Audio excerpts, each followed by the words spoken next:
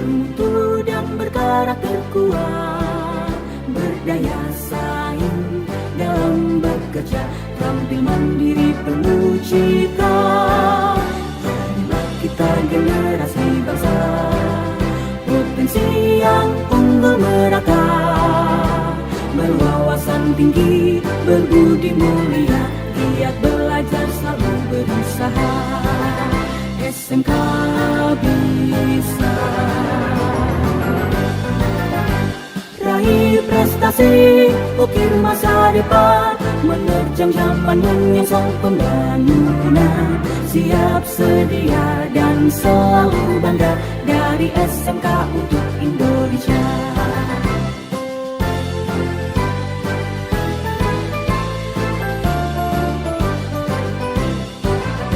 SMK bisa, SMK hebat, bermutu dan berkarakter kuat, berdaya saing dalam bekerja, tampil mandiri penuh cita.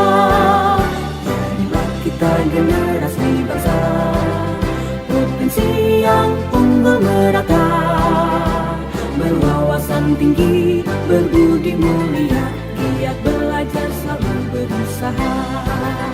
SMK bisa raih prestasi, ukir masa depan, menerjang zaman menyongsong pembangunan. Siap sedia dan selalu bangga, dari SMK untuk Indonesia. Dari SMK untuk Indonesia. Dari SMK untuk Indonesia.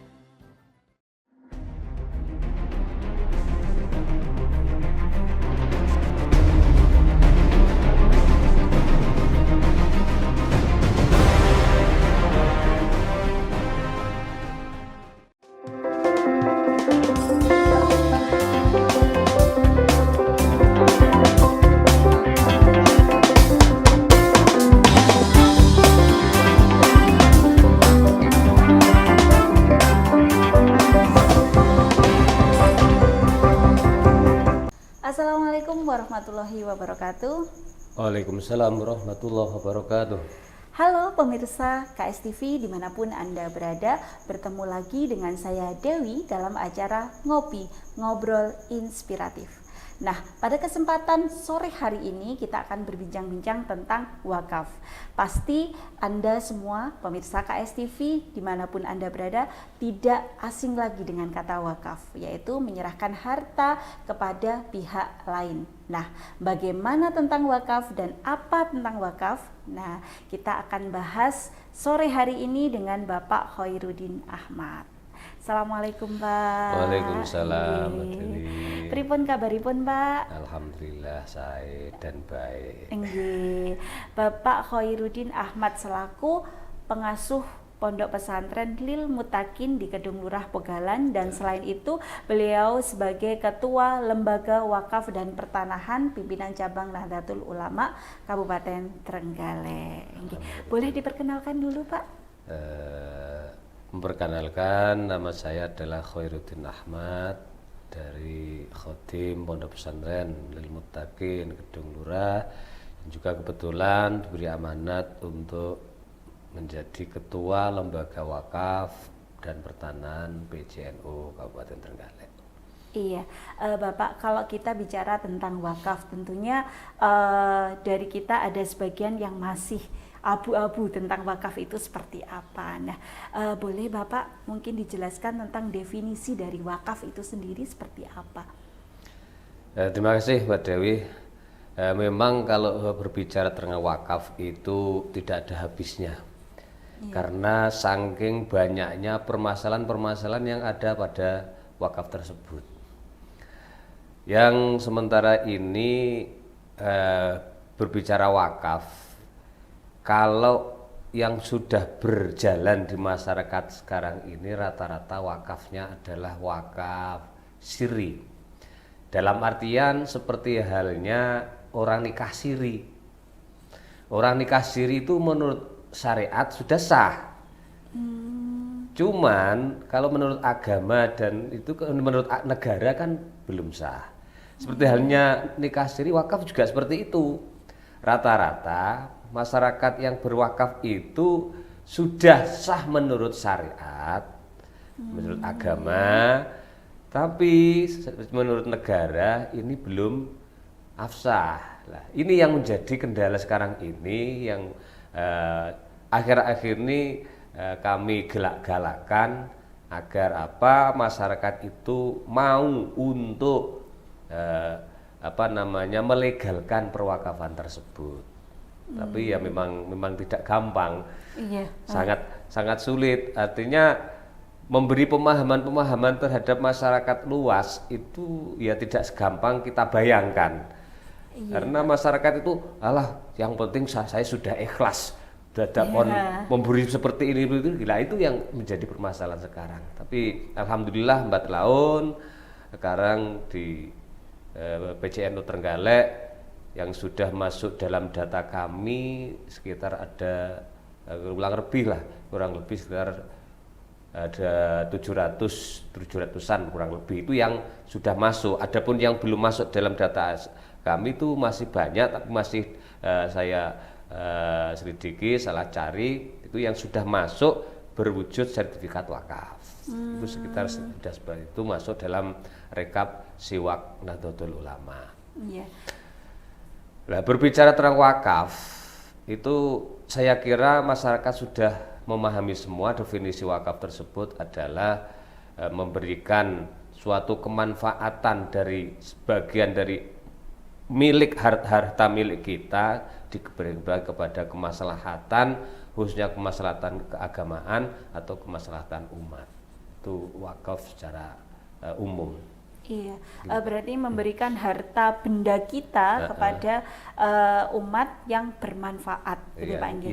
Yang digunakan manfaatnya. Iya, digunakan manfaatnya. Kemudian Pak, kalau tadi Bapak jelaskan bahwa wakaf itu masih seperti nikah siri, yaitu belum legal secara hukum, secara syariat agama kita memang sudah sah, tapi belum sah secara hukum. Nah, mungkin dari situ kan ada syarat, rukun, serta agar sah menurut hukum itu harus bagaimana? Nah, ini yang memang harus yang masih kita galakkan. Dalam rangka ini kami dari LWP PCNU Kabupaten Trenggalek sekitar bulan tahun 2023 kemarin ini sudah membentuk tim, termasuk yang dikatakan adalah kader wakaf Nahdlatul Ulama, yang disingkat adalah kawan. Kader wakaf Nahdlatul Ulama ini kita sudah menciptakan untuk sudah ada sekitar 80 kader di seluruh Kabupaten Trenggalek. Nah, ini dalam rangka untuk kita proaktif kepada masyarakat untuk menjemput bola masalah perwakafan, melegalisasi wakaf tersebut. Karena jika kita tidak mau menjemput bola, hanya keinginan dari para wakifin atau para takmir mushola masjid itu nanti sangat lambat. Maka dari itu kita berharap dengan adanya kader wakaf Nahdlatul Ulama tersebut nanti bisa untuk mempercepat terhadap legalisasi wakaf tersebut, Mbak. Ya begitu. Berarti Nahdlatul Ulama berupaya untuk agar wakaf itu bisa diakui secara agama, juga diakui secara hukum. Nah, kemudian kawan tadi Pak ya, kawan dari teman-teman yang tergabung dalam kawan itu berarti harus menjemput bola. Artinya di mana ada tanah atau apapun yang diwakafkan itu didatangi seperti itu Pak. Ya, didatangi, diberi masukan untuk segera melegalkan perwakafan tersebut. Ya, tentunya karena itu hubungannya masalah pendanaan. Ya, kita dalam artian ya memberi masukan kalau memang nanti pihak yang wakaf atau takmirnya itu sudah mampu untuk membiayai, maka kita arahkan untuk segera dilegalisasi. Legalisasi nanti dalam bentuk sertifikat. Sertifikat. Sertifikat wakaf. Tapi memang prosesnya itu agak rumit. Kalau tidak yang menjadi kader itu saya kira sangat-sangat berat, karena apalagi kalau sudah sudah dari dulu yang mewakafkan mbah-mbahnya sudah melihat meninggal dulu, tapi mencari kalau letter C-nya atau letter D-nya itu nanti mencari ahli warisnya dan seterusnya itu. Nggih, runtutan dari wakaf itu sendiri nggih. Karena kan sebelum kita naikkan ke BPN, Badan Pertanahan, itu dulu kita ikrarkan. Namanya ikrar wakaf. Di situ yang menjadi petugas ikrar wakaf adalah KUA kecamatan masing-masing. Nanti sudah diikrarkan. Kalau sudah diikrarkan berarti sudah memenuhi persyaratan-persyaratan yang ada, baru nanti naikkan ke BPN. Dan nanti BPN lah yang membuat sertifikat. Kalau gini Pak, kalau tadi kalau kita mewakafkan sesuatu itu berarti harus ada ikrar wakaf. Nah, kalau misalkan kan yang mewakafkan awal itu sudah tidak ada atau sudah meninggal, berarti yang menjadi saksi ikrarnya dari keluarga gitu. Ya itu, saya katakan tadi kalau sudah wakifnya sudah meninggal, kan harus nanti yang mengikrarkan wakaf itu adalah ahli waris dari wakif dulu. Padahal ahli waris biasanya sudah sampai cucu, bahkan sampai sudah itu kita cari dari itu, dan semua ahli waris itu harus semua bertanda tangan. Nah, sulitnya terus itu kalau ahli waris bawahnya ada apalagi yang jauh, nah itu bertanda tangan, dan nanti yang mengikrarkan itu perwakilan dari ahli waris tersebut, jadi mewakili dari, jadi bahasanya saya mewakili dari beberapa keluarga untuk mengikrarkan itu.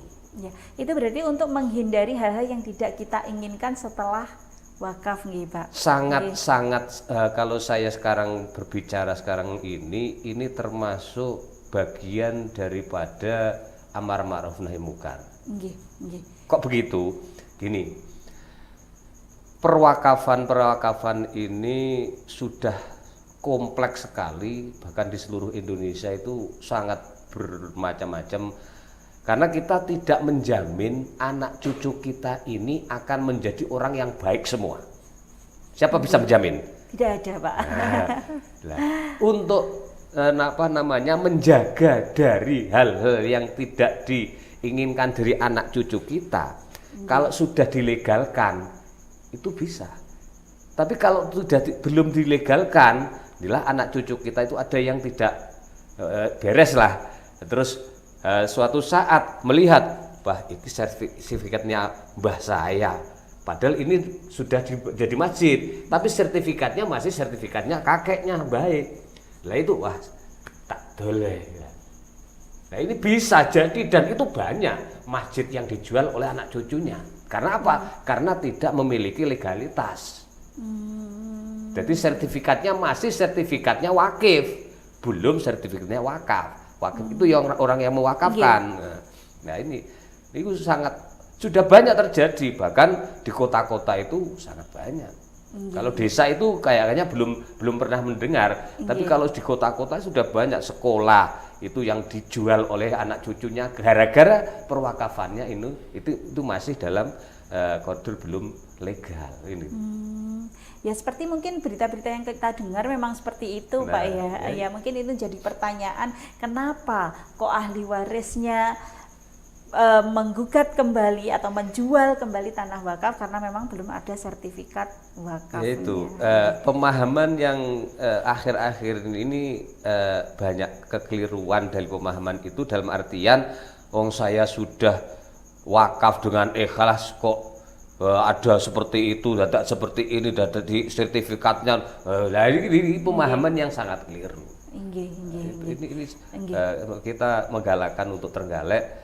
Alhamdulillah ya, walaupun belum begitu lama untuk cara ranking di Trenggalek itu dari seluruh Indonesia yang sudah tersertifikatkan secara legal. Ini alhamdulillah sudah mencapai ranking 8 lah, 10 sekitar 10 sampai 8. Jadi ya ada lumayan lah daripada yang lain-lain. Hari ini yang tertinggi rankingnya itu adalah Kabupaten Malang. untuk Oh, legalisasi wakaf. Iya, berarti kalau kita mewakafkan memang harus ada sertifikat wakafnya. Nggih, walaupun mengurusnya memang perlu waktu, tapi penting karena kita tidak tahu nanti anak cucu kita seperti apa. Nggih, Pak nggih. Kersane wakafnya benar-benar legal. Ya saya kalau analogikan pada nikah itu loh. Iya. Nikah itu kalau sudah angkah tukah, walaupun tidak ada bukunya kan sudah sah. Iya. Tapi secara agama. ya, nanti anak cucu kita, negara dan seterusnya kan tidak bisa. Iya, tidak menjadi garis Ya, ahli waris. itu. Kemudian Pak, kalau kita berbicara wakaf, mungkin yang kita tahu, mungkin yang kebanyakan di lingkungan kita itu adalah tanah. Misalkan masjid ini adalah tanah wakafnya Bapak siapa, masjid ini. Nah, kemudian kalau macam-macam wakaf itu apa saja sih Pak? Apa harus tanah atau harus apa? Mungkin bisa Bapak jelaskan. Sebetulnya wakaf itu tidak cuman tanah. Wakaf itu ada wakaf yang wakaf wakaf seperti masjid itu namanya wakaf khair, wakaf kebaikan. Ini yang kemanfaatnya itu selama-lamanya. Ada namanya wakaf produktif. Wakaf produktif itu yang kemanfaatnya harus diolah dulu. Jadi saya mewakafkan apa, dan nanti kemanfaatnya yang dipakai, yang disalurkan untuk kebaikan, tapi harus diolah dulu, itu namanya wakaf produktif. Dan akhir-akhir ini juga sudah meningkat ada wakaf uang. Ini masih sudah digalakan oleh pusat, mulai dari BWI, Badan Wakaf Indonesia itu sudah menggalakkan wakaf uang. Cuman untuk Trenggalek sendiri ini masih belum bisa dijalankan. Karena apa? Karena ini wakaf uang itu masih dalam khilafiyah secara hukum fikihnya. Ada yang memperbolehkan, ada yang tidak memperbolehkan. Masih samar-samar itu Pak. Karena khilafiyah itu, Trenggalek ini sendiri dan kami selaku ketua LWP belum siap untuk menjalankan wakaf uang. Karena apa? Karena saya mengurusi legalisasi wakaf itu sendiri masih sangat berat, sangat waktunya masih untuk mengurusi wakaf uang nanti masih menambah waktu. belum mampu untuk itu. Jadi sehari ini saya fokus kepada legalisasi perwakafan itu. Ya tidak menutup kemungkinan nanti suatu saat kita tetap membuka peluang ada wakaf uang. Ada namanya lagi wakaf bil. Wakaf dengan uang. Wakaf uang dengan wakaf dengan uang itu berbeda. Wakaf dengan uang itu gini, ada bangunan masjid gitu. Terus suatu ketika saya ingin berwakaf, saya wakafnya dengan uang. Nah, itu namanya wakaf dengan uang untuk membantu bangunan masjid tersebut. Itu namanya wakaf dengan uang. Kalau wakaf uang itu saya wakafkan. Kemanfaatannya untuk kebaikan, untuk kebaikan untuk para muslim dan seterusnya, untuk fakir miskin, dan itu wakafnya seperti itu kalau wakaf uang. Berarti wakaf dengan uang dan wakaf uang itu berbeda. Berbeda. Kalau wakaf dengan uang berarti dimanfaatkan manfaatnya itu. Itu tentang macam-macam wakaf Pak. Tadi ada wakaf bi khair yang berupa masjid mungkin, kemudian ada wakaf uang dan uang yang diwakafkan. Seperti itu. Nah, selanjutnya Pak, ketika kita melakukan wakaf, baik itu wakaf apapun pasti ada syarat dan ketentuannya. Nah, syarat dan ketentuannya ketika kita mau wakaf itu seperti apa? Masalah wakaf itu sebetulnya kalau masyarakat kita semua sudah memahami, artinya rukunnya wakaf ya, antara lain rukunnya wakaf itu adalah wakif. Wakif itu orang yang mewakafkan. Yang kedua mauquf B, sesuatu yang diwakafkan. Yang ketiga mauquf alaih, orang yang menerima wakaf, atau lembaga atau apa yang menerima wakaf. Yang keempat adalah sirot. Itu ada sirot, ada perkataan saya mewakafkan, saya wakafkan untuk, itu namanya sirot. Nah, termasuk persyaratan daripada wakaf itu sendiri yang paling penting ya harus Islam, berakil balik, dan yang penting Islam. Adapun untuk barang yang diwakafkan, ini yang perlu kita garis bawahi. Barang yang diwakafkan itu harus tetap, dalam artian tidak boleh diubah-ubah, tidak boleh hilang. Dari harus utuh, tidak boleh dirubah atau dihilangkan. Jadi seperti hanya wakaf lilin itu tidak boleh. Karena akan berubah bentuk. Karena hilang. Inggih. Jadi wakaf lilin itu walaupun kemanfaatnya untuk menerangi, tapi lilinnya hilang. Ya, itu tidak boleh. Ini wakaf lilin. Ke wakaf tanah, jadi tanahnya kan tetap. Tapi hanya yang digunakan kemanfaatannya. Jadi kemanfaatannya itu yang digunakan, itu namanya wakaf. Jadi harus salah satu syaratnya itu harus benar-benar barang yang diwakafkan itu harus utuh, tidak tidak hilang. Oke, pemirsa KSTV, sebelum kita berbincang-bincang lebih jauh tentang wakaf, jangan kemana-mana dulu, tetap di Ngopi Ngobrol Inspiratif.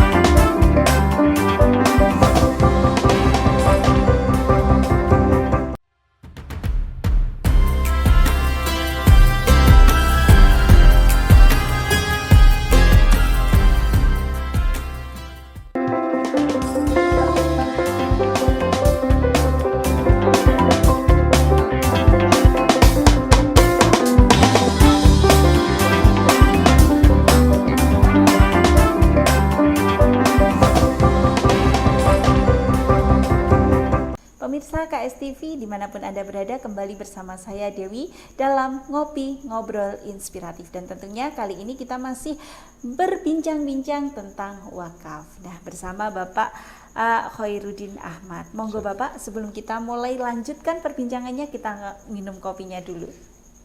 Alhamdulillah.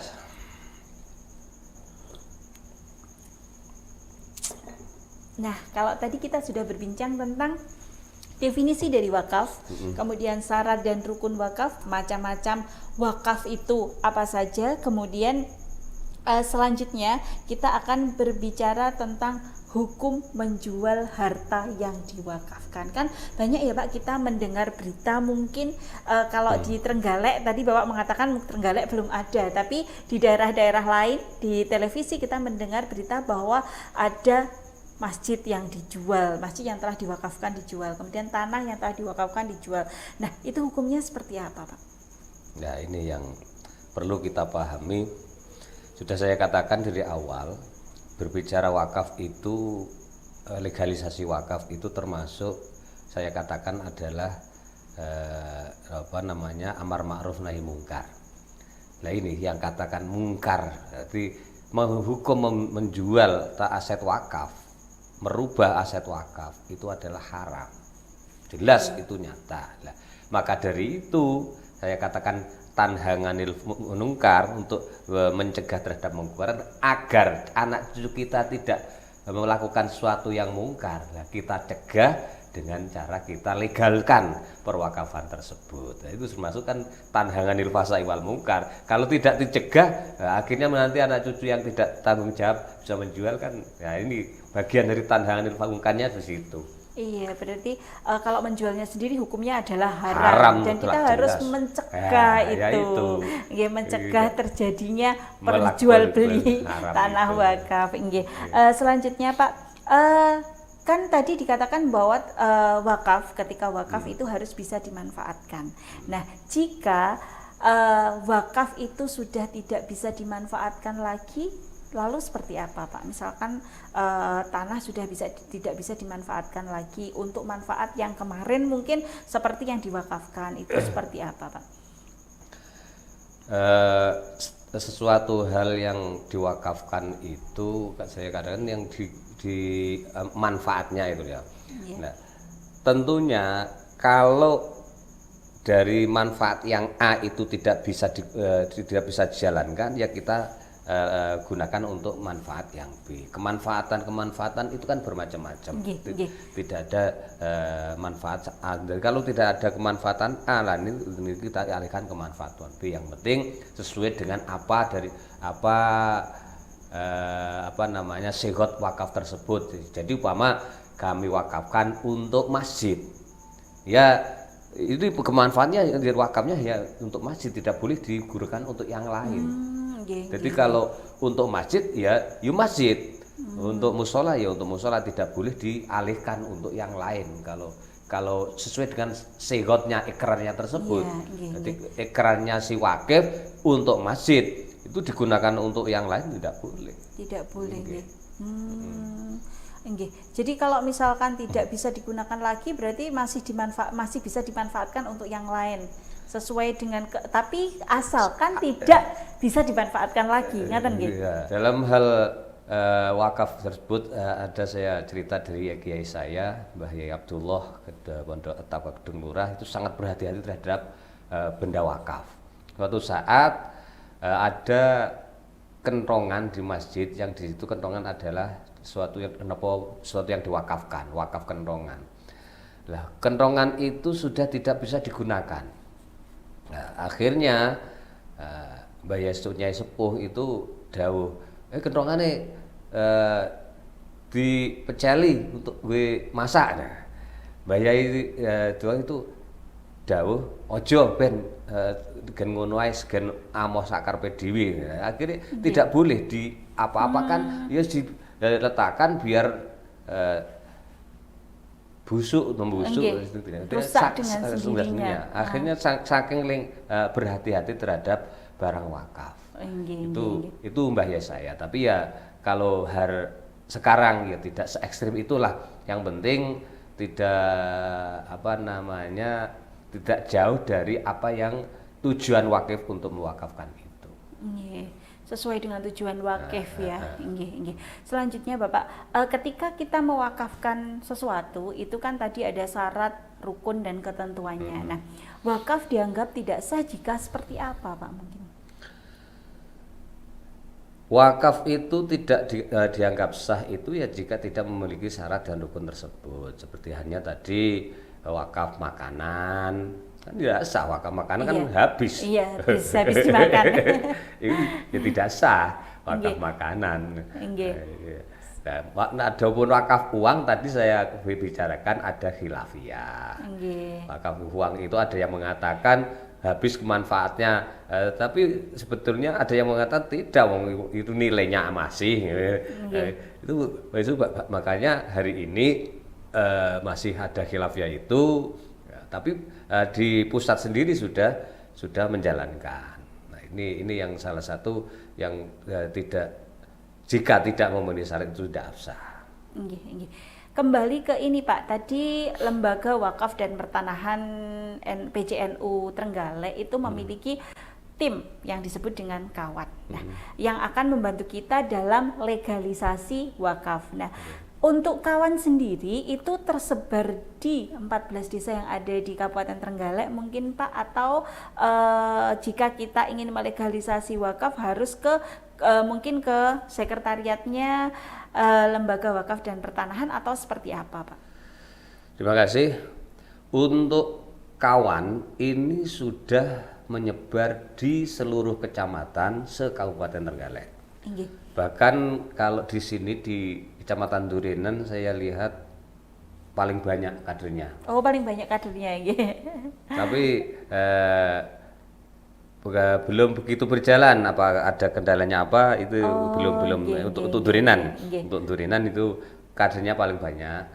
Cuman sekarang sudah seluruh kecamatan sudah ada. Nah, nanti untuk bapak-bapak atau siapapun yang akan mewakafkan, melegalkan perwakafan tersebut, ya nanti bisa menghubungi kader-kader wakaf yang ada di kecamatan masing-masing.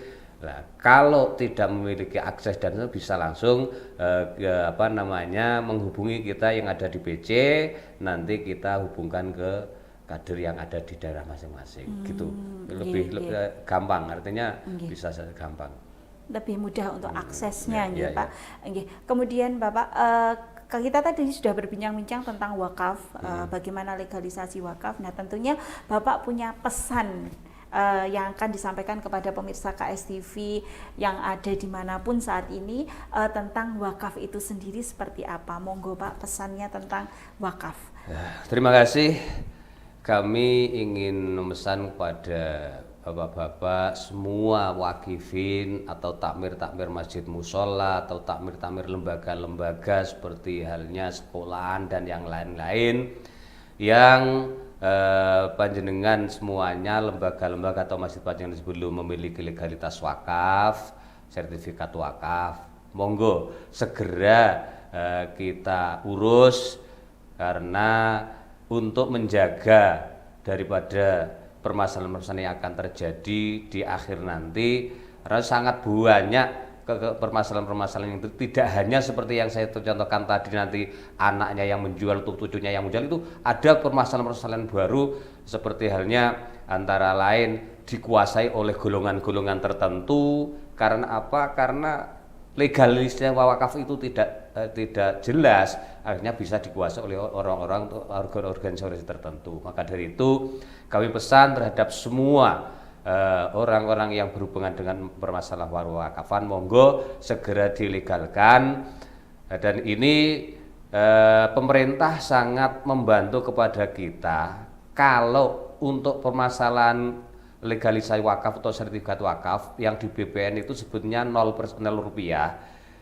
Cuman ya pasti namanya legalisasi wakaf itu butuh bermacam-macam, itu ya dana pasti ada, tidak murni, tidak 0 rupiah secara total, itu tidak. Tapi kalau di BPN itu memang kalau sudah memiliki persyaratan yang komplit, itu kalau di BPN-nya sudah 0 rupiah. Jadi yang menuju ke BPN itu memang butuh ada materinya, itu saja untuk ke sana itu nanti sekitar 10 materai. Nah, itu kan 10 kali 10 sudah berapa untuk mengurus bensinnya ke sana kemari, dan itu kan ya butuh ke BPN itu kurang ini nanti kembali lagi, kurang itu kembali lagi. Jadi jangan saya tidak berbicara nopo gratis secara total, tidak, tetap ada lah biaya, walaupun di sana itu 0 rupiah tapi tetap ada biaya nopo biaya, tapi tidak begitu banyak kalau untuk biaya.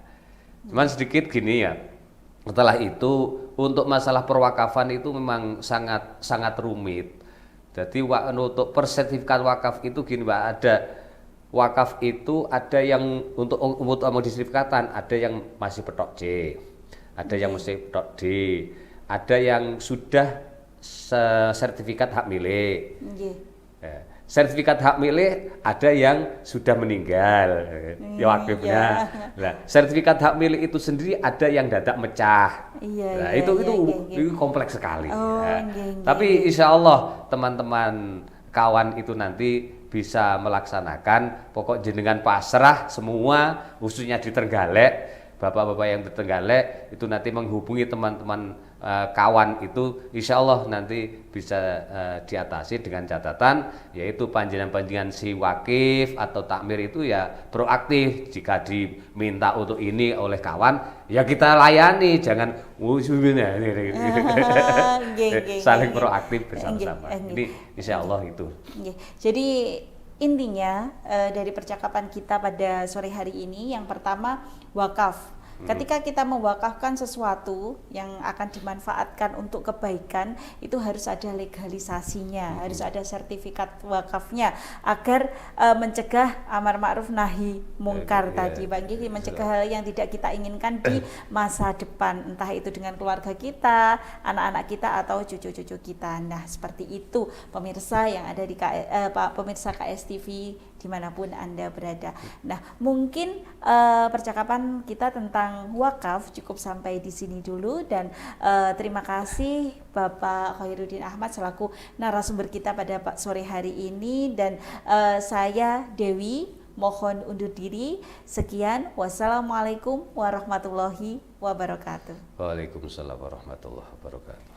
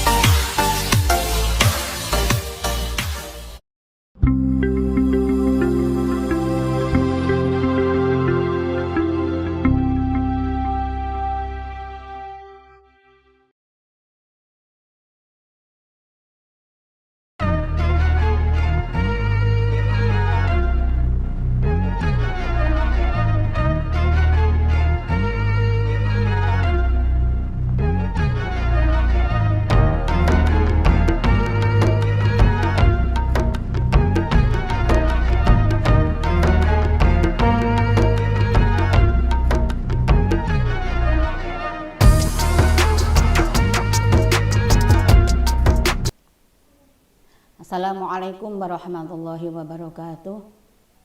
Bismillahirrahmanirrahim. Alhamdulillahirabbil alamin. Al-malikul haqqul mubin. Wassalatu wassalamu ala sayyidina wa habibina wa syafi'ina wa qurrati a'yunina Muhammadin shadiqil wa'dil amin. Amma ba'du. Para bapak, para ibu yang saya hormati, khususnya para pemirsa KSTV SMK Islam Durinan yang sangat saya banggakan.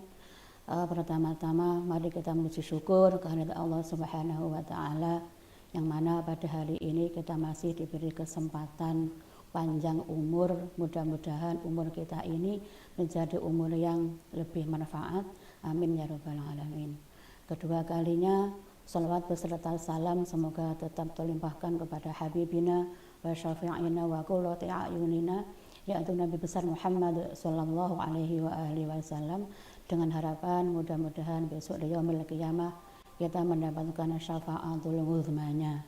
Amin ya rabbal alamin. Selanjutnya qala al-Qur'anul Karim, qala Allah taala fi kitabihil aziz, wal 'asri innal insana lafi khusr. Artinya yaitu demi waktu, sesungguhnya semua manusia itu akan rugi, kecuali orang-orang yang iman dan yang beramal soleh. Allah itu sudah memberi waktu 1 hari 1 malam itu 24 jam. Nah, 24 jam itu oleh Allah dibagi menjadi 3. Yang 1/8 itu untuk ibadah, yang 1/8 itu untuk istirahat, yang 1/8 itu untuk bekerja. Jadi waktu itu jangan sampai disia-siakan. Rugi ketika kita menyia-nyiakan waktu yang 24 jam yang oleh Allah Subhanahu wa taala sudah dibagi. Nah, sampai sekarang ini yang sering dilakukan oleh manusia, oleh orang-orang zaman sekarang, 3 ini adalah yang lebih banyak itu untuk bekerja. Bekerja mulai dari jam 7 sampai sore. Itu sudah berapa jam? Padahal Allah Subhanahu wa taala memberi waktu bekerja itu hanya 8 jam. Nah, waktu 24 jam itu harus digunakan sebaik-baiknya. Artinya apa? Ketika kita ada waktu longgar misalnya, jam berapa nggih? Jam 7 sampai jam 10. Nah, gitu. Kita bekerja. Nah, jam 10 sampai jam 12 kita nganggur. Nah, nganggur kita ini bisa kita niati untuk ibadah. Jadi waktu yang 24 jam itu bisa full kita niati untuk ibadah.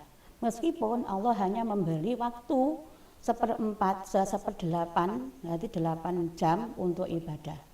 Tapi kalau kita orang yang cerdas, kita orang yang pandai, kita orang yang pintar, waktu full mulai dari 24 jam itu bisa kita gunakan untuk ibadah. Caranya bagaimana? Nah, begini, ketika kita nganggur, kita longgar, tidak ngapa-ngapain, terus Quran sudah capek, terus sholat sunat sudah capek, kita nganggur. Waktu ada jam 10 sampai jam 12, padahal jam 12 waktunya zuhur, sholat zuhur. Nah, ini kita siasati. Untuk apa? Nganggur ini kita niati ibadah. Apa kita niatnya ibadah? Menunggu waktu sholat, menunggu sholat. Karena salah satu amalan yang bisa menghapus dosa itu adalah menunggu sholat. Nah, nunggu sholat itu tidak harus orangnya duduk terus ya nunggu di emper, terus nunggu di musola atau nunggu di masjid, tidak. Bisa kita bekerja misalnya, kita nganggur, kita tidur. Sambil tidurlah kita menunggu sholat. Nah, ketika jam 10 sampai jam 12 kita niati menunggu sholat, ini pahala. Nah, makanya yang paling bagus adalah semua itu adalah niat. Innamal a'malu binniyat. Jadi segala sesuatu tergantung kepada niatnya. Kadang-kadang pekerjaan yang buruk akan menjadi baik karena niat. Terkadang pekerjaan yang baik menjadi buruk karena niat.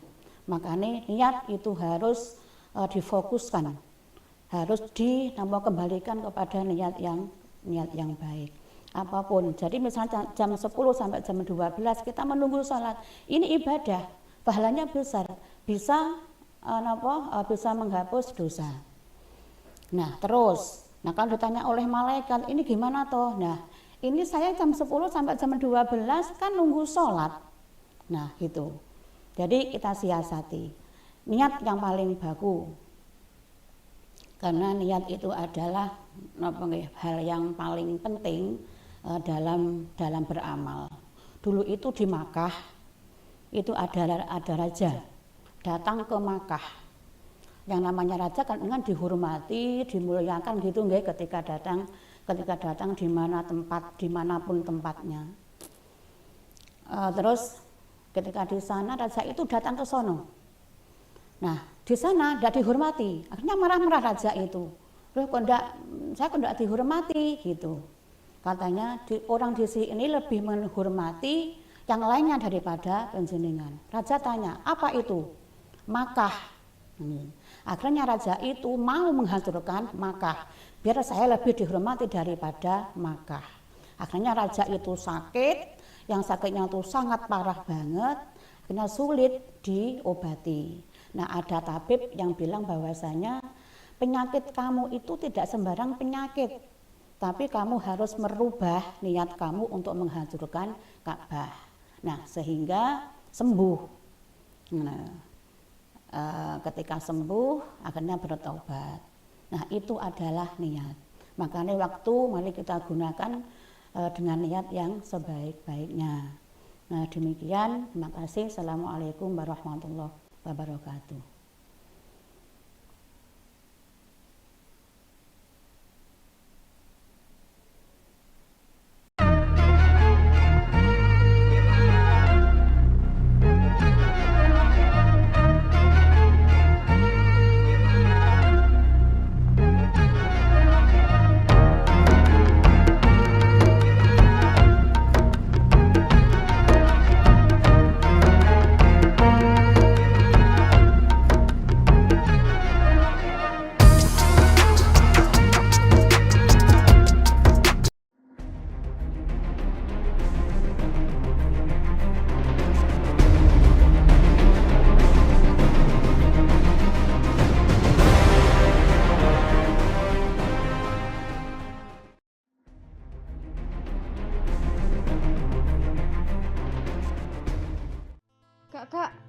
penyu-penyu yang ada di konservasi ini lucu-lucu banget kan? Wah iya tuh, emangnya itu di mana? Tempatnya di Pantai Kili-Kili, Kecamatan Panggul. Di Trenggalek ya? Iya. Aku dengar katanya di sana pantainya juga indah loh. Besok kan kita libur, bagaimana kalau kita pergi ke sana? Boleh. Halo guys, hari ini aku dan kakak aku mau liburan ke konservasi penyu. Ikutin kita liburan hari ini ya.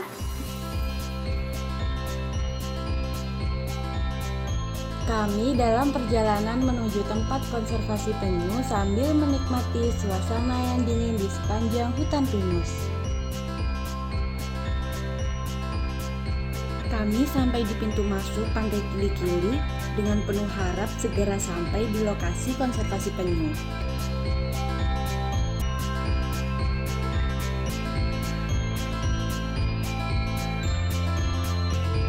Untuk masuk ke dalam tempat konservasi penyu, kita harus membayar sebesar Rp5.000.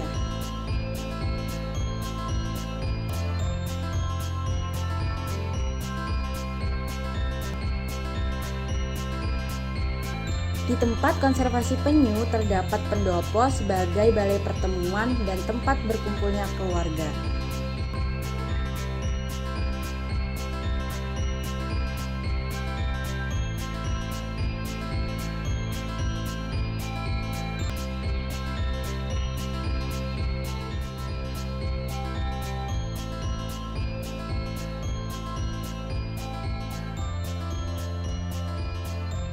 Permisi Bu. Oh ya, Mbak. Ibu pengelola penyu di sini. Di sini kita ingin tahu lebih jauh tentang konservasi penyu di sini. Oh ya, silakan. Kalau yang penyu ini jenis apa ya Bu? Ini penyu abu-abu, Mbak.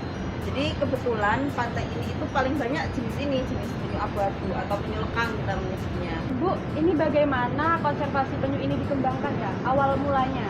Oh ya, jadi konservasi ini itu resmi berdiri sejak tahun 2011, Mbak. Nah, sebelumnya itu kita kan nggak tahu kalau penyu itu dilindungi karena memang informasi yang nyampe ke masyarakat itu memang belum banyak. Sejak tahun 2010 akhir itu kan Dinas Kelautan Perikanan mulai lebih aktif lagi mensosialisasikan bahwa hewan ini itu dilindungi dan informasinya sampai ke kami. Dari situ desa itu berinisiatif membentuk kelompok penyelamatan ini. Awal mulanya seperti itu. Proses konservasi penyu sendiri bagaimana sih Bu? Jadi kita itu melakukan bisa dibilang penyelamatan. Pertama yang kita selamatkan adalah induk penyu. Jadi ada kegiatan patroli malam kalau waktunya musim bertelur itu. Jadi induk yang datang harus kita pastikan dia kembali dengan selamat. Setelah itu telurnya yang ditinggalkan juga harus kita selamatkan. Kita tetaskan di penetasan semi alamnya di sana itu. Setelah menetas, nanti tukinya itu kita lepas lagi ke laut. Biar dia bisa menjadi indukan baru, generasi baru, dan ada beberapa yang seperti ini kita tahan untuk tujuan wisata edukasi. Nah Bu, tadi saya melihat penyu yang besar. Mari kita ke sana Bu. Oh iya, lihat dari sana ya. Nah Bu, ini penyu-penyu yang besar di sini kira-kira umurnya berapa ya? Oh iya, yang paling besar Mbak itu umurnya 8 tahun. Kalau ini dikasih makannya apa ya Bu? Makanannya ikan. Terus dikasih makannya itu setiap hari apa? Kita biasanya kasih makannya tiap hari, sehari sekali, tiap sore kita kasih makan.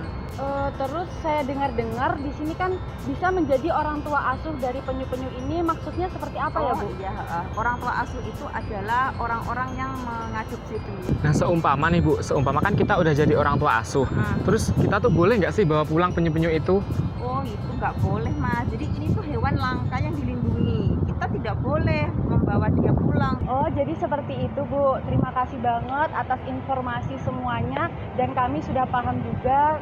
Kami di sini juga bermaksud untuk menjadi orang tua asuh dari penyu-penyu itu. Oh iya, nanti bisa melepas bersama-sama ya, kita bisa ke pinggir pantai untuk melepaskan.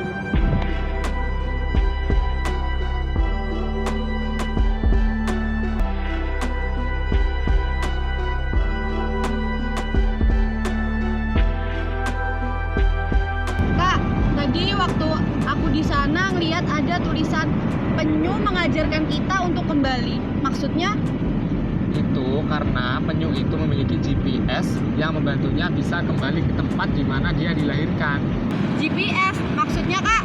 Maksudnya GPS itu adalah medan magnet yang bisa membantu penyu untuk mengetahui tempat di mana dia dilahirkan dan akan kembali ke sana. Tetapi terkadang GPS-nya tidak selalu tepat. Terkadang penyu kembali ke tempat yang salah karena tempat tersebut memiliki medan magnet yang sama. Oh gitu. Terus kenapa perkembangbiakan penyu harus dilindungi Kak? Karena penyu itu memiliki peran yang sangat penting untuk menjaga kesehatan laut selama lebih dari 100 juta tahun sebagai pengendali ekosistem laut. Akhirnya kita sudah menjadi orang tua asuh penyu ini dan kita akan melepaskan penyu ini ke laut.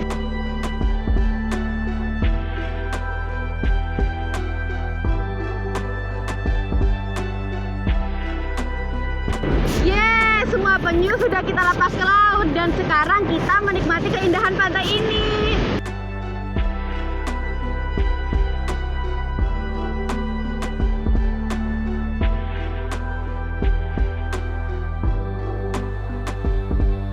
Sudah jam 3, pasti hari mulai petang. Saatnya kita mengakhiri petualang kita hari ini dan kembali ke rumah. Oke.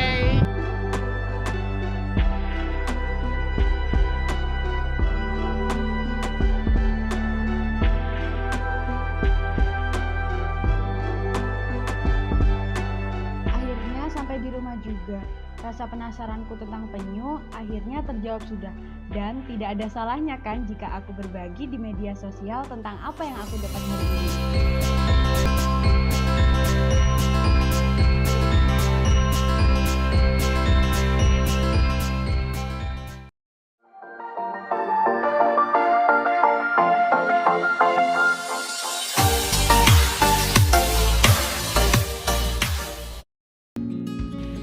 Indonesia itu indah. Indah banget. Surga kecil yang ada di belahan dunia khatulistiwa. Trenggalek bagian dari surga itu. Jauh dari keramaian metropolitan, jauh dari hingar-bingar peradaban kota. Hanya ada hamparan hijau, sawah dan gunung. Alangkah kecilnya kita terlihat dari atas sana. Pemandangan hijau memanjakan mata dengan keindahannya.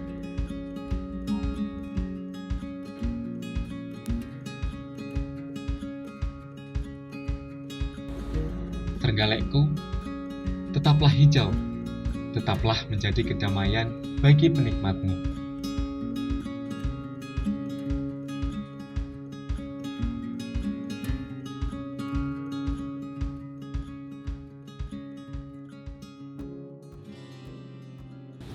Di selatan Trenggalek, keindahan alam akan kita rasakan. Deburan ombak menyambut dengan ceria. Karang-karang turut memberikan keindahan dan kekuatan, menyambut kita dengan ramah, menyuguhkan pesonanya. Birunya laut memanjakan mata kita, membuat hati ini tak henti mengucap kata syukur atas nikmat Sang Ilahi yang tiada henti. Alam ini menjadi surga ciptaan Sang Ilahi, menjadi tempat canda tawa, bercerita dan bermain bersama keluarga.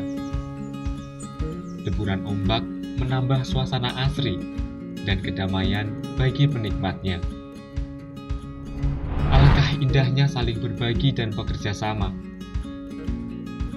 Nelayan berlayar menjemput rizki dari Sang Ilahi.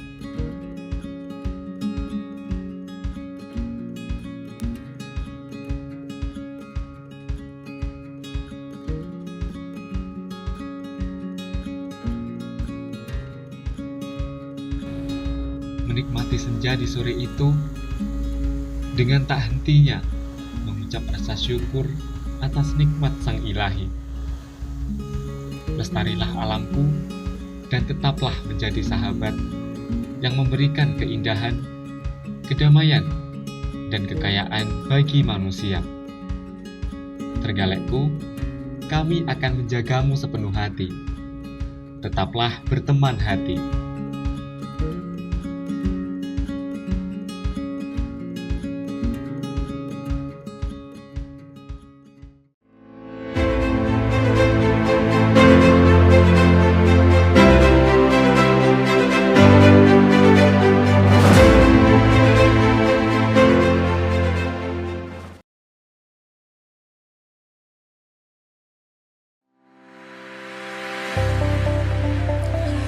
SMK Islam 1 Durenan, sekolah menengah kejuruan yang ada di bawah naungan Lembaga Pendidikan Ma'arif Nahdlatul Ulama. SMK Islam 1 Durenan sudah berdiri sejak tahun 1988 yang beralamatkan di Jalan Raya Kendal Rejo, Durenan, Trenggalek. SMK Islam 1 Durenan telah terstandar manajemen ISO 9001-2015 dengan pelayanan prima dan smart.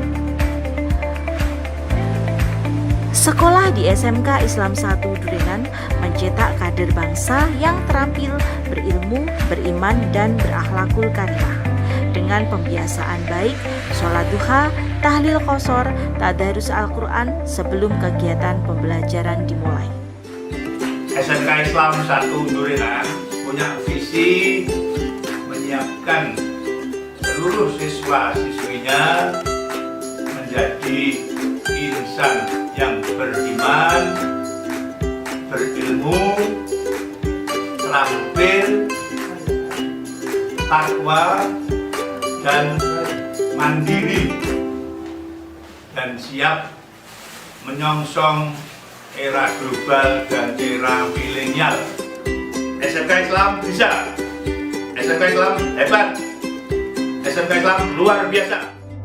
SMK Islam 1 Durenan memiliki 6 kompetensi keahlian, yaitu teknik komputer dan jaringan, multimedia, animasi,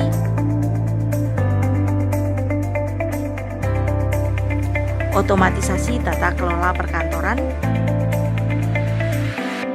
akuntansi, dan bisnis daring dan pemasaran. Diasuh oleh tenaga pendidik yang profesional, tersertifikasi, dan menguasai teknologi. SMK Islam 1 Durenan memiliki lembaga sertifikasi profesi yang telah terlisensi Badan Nasional Sertifikasi Profesi. Dengan pengembangan potensi siswa sesuai bakat dan minat melalui ekstrakurikuler, siswa lebih kreatif dan inovatif. Bersama SMK Islam 1 Durenan, siswa akan dibekali ilmu pengetahuan, keterampilan, dan ilmu agama yang berhaluan Ahlus Sunnah wal Jamaah. Pembelajaran yang menyenangkan, praktek langsung sesuai dengan kondisi di industri dan dunia kerja yang akan memberikan bekal dalam dunia kerja nantinya.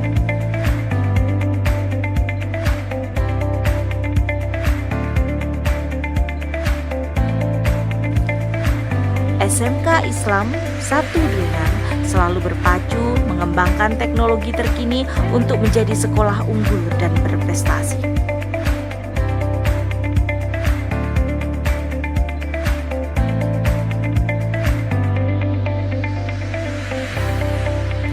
Ayo sekolah di Ma'arif, sekolah unggul dan berprestasi.